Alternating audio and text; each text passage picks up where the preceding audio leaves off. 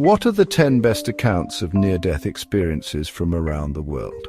Here's a curated list of 10 fascinating near-death experience accounts from around the world, highlighting both the common themes and cultural variations in these experiences. These accounts are based on real-life testimonies documented in research, interviews, and personal narratives. Dr. Eben Alexander, USA. Dr. Eben Alexander, a neurosurgeon, experienced an NDE while in a week-long coma due to bacterial meningitis. Despite being a skeptic, he described visiting a realm beyond where he encountered vibrant landscapes, angelic beings, and profound love. His account is detailed in his book, Proof of Heaven. He claimed this experience completely altered his views on consciousness and spirituality. Anita Moorjani, India, Hong Kong. Anita Moorjani had terminal cancer and slipped into a coma with her organs failing. During her NDE, she experienced a sense of oneness, met deceased relatives, and understood the root cause of her illness. She said she was given a choice to return to her body or remain in the spiritual realm. Miraculously, she recovered completely after her return, and her book, Dying to Be Me, shares her insights. Mellon Thomas Benedict, USA. After dying of terminal brain cancer, Mellon Thomas Benedict reported leaving his body and being engulfed by a radiant light. He experienced knowledge of the universe, reincarnation, and human evolution. Returning to life, he was cured of his cancer. His case is widely studied by NDE researchers for its detailed cosmic insights. Pam Reynolds, USA. Pam Reynolds' NDE is one of the most scientifically documented. During a risky brain surgery, she had no measurable brain activity, but later recounted vivid experiences of floating above her body, meeting deceased relatives, and being enveloped in a loving light. Her descriptions of the surgical tools and conversations in the operating room shocked her medical team. Akiani Kramarik, Lithuania, USA. As a child prodigy, Akiani claimed to have visions during an NDE-like experience. She described encountering Jesus and vivid heavenly realms filled with colors she had never seen before. These experiences inspired her world-famous paintings, including Prince of Peace, which she created at age 8. Vicky Noratuk, USA. Vicky was blind from birth, yet during her NDE caused by a car accident, she reported being able to see for the first time. She described vivid, detailed visuals of her surroundings, including her body, medical staff, and events occurring in the hospital. This is a unique example highlighting the complexity of consciousness in NDEs. George Rodonaya, Russia, USA. George Rodonaya, a Soviet scientist, was declared dead after being hit by a car. During his NDE, he said he explored dimensions beyond physical reality and encountered beings of light. After returning to life, his personality and priorities shifted dramatically and he became a Christian priest. Akiro Suzuki, Japan. Akiro, a Japanese businessman, experienced an NDE after a heart attack. He reported being taken to a serene Japanese garden where he met ancestors and spirit guides dressed in traditional attire. His account reflects cultural elements and emphasizes the importance of family and legacy in Japanese culture. Professor A.J. Ayer, United Kingdom. The British philosopher, a staunch atheist, experienced an NDE after choking on a piece of salmon. He described being transported to a red, glowing space and feeling the presence of a higher intelligence. While Ayer claimed the experience didn't change his disbelief in God, it did alter his perspective on the mysteries of existence. Dr. Rajiv Party, India, USA. Dr. Rajiv Party, an anesthesiologist, had an NDE during surgery for prostate cancer. He claimed to visit realms of both darkness and light, meet Yama, the Hindu god of death, and review his past life actions. This experience led him to abandon materialistic pursuits and focus on spiritual healing. Common themes across accounts: out-of-body experiences, seeing their physical body from above. The tunnel and light, traveling through a tunnel toward a loving, bright light. Deceased loved ones, meeting deceased relatives or spiritual beings. Life reviews, recalling past actions with heightened emotional clarity. Transformational outcomes, returning with a renewed sense of purpose or spirituality. These experiences, though culturally influenced, reflect profound insights into the mysteries of consciousness, life, and death. Many of these accounts have been studied in depth, leaving scientists and spiritualists alike intrigued about what lies beyond. What did these 10 people learn from what they saw? Here's a summary of what these 10 people learned from their near-death experiences and how these insights transformed their lives. Dr. Eben Alexander, lesson: consciousness exists beyond the brain. Dr. Alexander's journey convinced him that the mind and soul persist after death. He learned about unconditional love as the fundamental force of the universe and realized that life is interconnected with a higher spiritual plane. This shifted his perspective from being a skeptic to becoming a proponent of spirituality and life after death. Anita Moorjani. Lesson: self-love is the key to healing and fulfillment. Anita's experience revealed the importance of self-acceptance and living authentically. She realized that fear and negative emotions had contributed to her illness. Upon returning, she emphasized the need to live life fearlessly and prioritize joy, love, and self-care. Mellon Thomas Benedict. Lesson: humanity is deeply connected to the cosmos. Mellon Thomas learned about humanity's purpose and evolution while exploring cosmic realms. He discovered that love, creativity, and interconnectedness are the driving forces of existence. This realization led him to focus on art, science, and spreading spiritual awareness. Pam Reynolds. Lesson: death is not the end. Pam's NDE reassured her that life continues after physical death. She also learned that the soul carries on to a place of immense peace and love. This understanding eliminated her fear of dying and gave her a deep appreciation for life and human connections. Akiane Kramaric. Lesson: creativity is a divine gift. Akiane's visions of Jesus and heavenly realms taught her that creativity is a channel for expressing spiritual truths. Her art became a way to share her experiences and inspire others to connect with their own sense of divinity. Vicky Noratuk. Lesson: perception transcends physical limitations. Vicky's experience of sight during her NDE taught her that consciousness and awareness exist beyond the physical body. She realized that the soul retains its ability to perceive, communicate, and connect with others, even when the body is incapacitated. George Rodonaya. Lesson: love and forgiveness are the essence of life.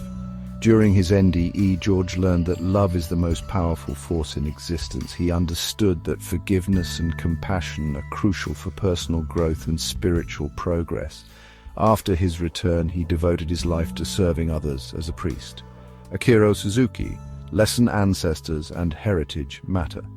Akiro's experience in the serene garden with his ancestors taught him about the importance of honoring family heritage and cultural traditions. He learned that life is part of a larger tapestry of connections that extends beyond physical existence. Professor A.J. Iyer. Lesson: the universe holds mysteries beyond comprehension. Although Iyer remained an atheist, his NDE taught him that human understanding of life and death is limited. He became more open to exploring the mysteries of consciousness and the universe, acknowledging the possibility of phenomena beyond science. Dr. Rajiv Pati. Lesson: compassion and service are the true purpose of life. Dr. Pati's NDE taught him about karma, the consequences of selfishness, and the importance of compassion. His encounter with Yama, the Hindu god of death, led him to change his life direction, focusing on spiritual practices, mindfulness, and helping others. Key themes in their lessons: unconditional love. Many learned that love is the most important force in the universe. Interconnectedness. They discovered the deep connection between all living beings and the cosmos. Purpose and meaning. Life's purpose is often tied to compassion, creativity, and service. Fearlessness. NDEs removed their fear of death, helping them embrace life more fully. Spiritual awakening. Many returned with a renewed sense of spirituality and awareness of higher dimensions. Self-improvement. They realized the importance of self-love, forgiveness, and personal growth.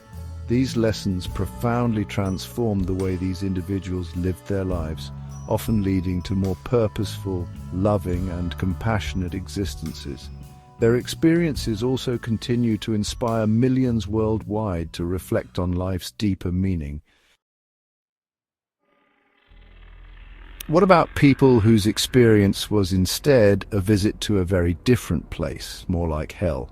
While most near-death experiences are described as peaceful and filled with love, a smaller number involve distressing or hellish experiences. These accounts are often vivid and emotionally impactful, with individuals describing dark, frightening realms and feelings of despair or judgment. Here's what some people who reported these experiences learned from their encounters. Howard Storm, a former atheist and professor, described being attacked by demonic beings in a dark, terrifying void during his near-death experience. He called out for help and was saved by a being of light, which he identified as Jesus. Howard interpreted his experience as a wake-up call. He realized that his selfish, materialistic lifestyle had distanced him from love and compassion. Upon returning, he became deeply spiritual, focusing on kindness, forgiveness, and service to others. After being shot in the head, Matthew Botsford reported being in a black void where he felt intense isolation, fear, and torment.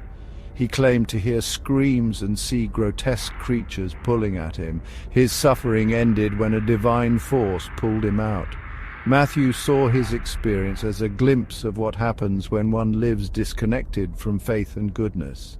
He returned to life determined to focus on spirituality and share his story as a warning to others about the consequences of neglecting one's soul. George Ritchie, a World War II veteran, described passing through a realm where lost souls wandered aimlessly, filled with anger and regret. He saw people reenacting harmful behaviors from their earthly lives. George learned that selfishness, hatred, and unresolved emotions can create a sense of entrapment after death. He became deeply focused on cultivating love, compassion, and forgiveness, believing these virtues are essential for spiritual freedom. Angie Fenimore attempted suicide and described entering a realm of darkness filled with despair and sorrow. She encountered others who seemed trapped in a similar state due to unresolved guilt and hopelessness. She later heard a divine voice telling her she had to return to life to fulfill her purpose. Angie learned the value of human connection and the importance of seeking help during difficult times. She emerged from her experience committed to healing her relationships and living with purpose. Howard Pittman, a minister, claimed to have been shown a dark realm where he saw lost souls in torment as well as angelic beings.